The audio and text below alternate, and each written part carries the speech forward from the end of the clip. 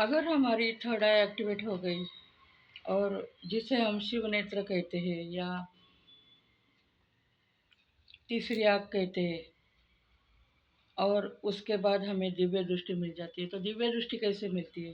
तो हमारा आज्ञा चक्र ये जागृत हो जाए, तो उसके बाद हमारी एक्टिवेट हो जाता है, और उसके बाद हमें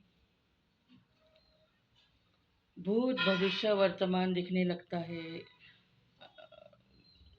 अभी तक हमने जितने जन्म पहले लिए हैं वो सब हमें हमारा पास्ट दिखता है। हम कोई कोई मैंने मेरे पिछले 4 जन्म देखे हैं, और कोई कोई ऐसे हमारे पिछले जन्म देख सकता है। पिछले जन्म में हमें क्या हुआ, हम कैसे, हमारी मृत्यु हो गई, हमारा परिवार कैसा था, अब हमारा अभी ये जन्म लेकर हम क्यों आए हैं, ये तो हमें खुद के लिए तो बिल्कुल पता चल जाता है, कोई उसमें डाउट ही नहीं है।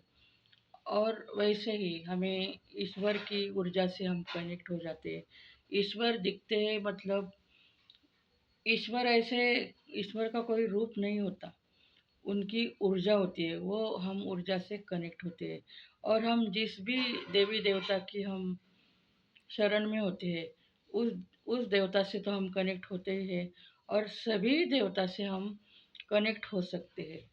और एक बार हमें अच्छी तरह से प्रैक्टिस हो गई देखने की, थर्ड आई से देखने की, और किस तरह से देखना है, किस तरह से वो हमें टेम्पररी स्टॉप करनी है।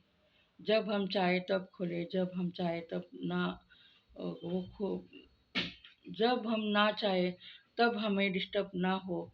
ये हमें एक बार गुरु से सीख कर प्रैक्टिस हो गई, तो उसके बाद हम जिसके भी बारे में सोचते हैं ध्यान में, जिसके भी बारे में हम, कोई रिलेटिव्स हो या कोई हमारे पास कोई कांटेक्ट में लोग रहते हैं, हमारे काम वर्क में सर्कल में रहते हैं, या हम किसी के काउंसलिंग करते हैं, किसी की हीलिंग करते हैं, उनके बारे में भी हम, उनकी कोई उनका सवाल हो कि हमें ये प्रॉब्लम क्यों है, इस तरह से उनको कुछ प्रॉब्लम हो, तो वो हम ध्यान में थर्ड आई से उनका भी हम भूतकाल भविष्यकाल और देख सकते हैं। सब भूत वर्तमान भविष्य हम उनका देख सकते हैं, और उनको हम थोड़ा सा सजेस्ट कर सकते हैं कि हम खुद का भी देख सकते हैं, और हमारे पास जो है उनका ऑटोमेटिक नहीं दिखता, हमने उनके बारे में सवाल किया ध्यान में, तो ही हमें उनका दिखता है। अगर हमने कोई सवाल किसी के बारे में सोचने का पूछा नहीं हमने, और दिल में किसी को लाया नहीं, तो हमें नहीं समझता। हमें जानना हो तो हमने पूछा, तो हमें उनका आंसर मिल जाता है। इसी तरह हमें हमारे प्रॉब्लम का सॉल्यूशन ध्यान में मिल जाता है।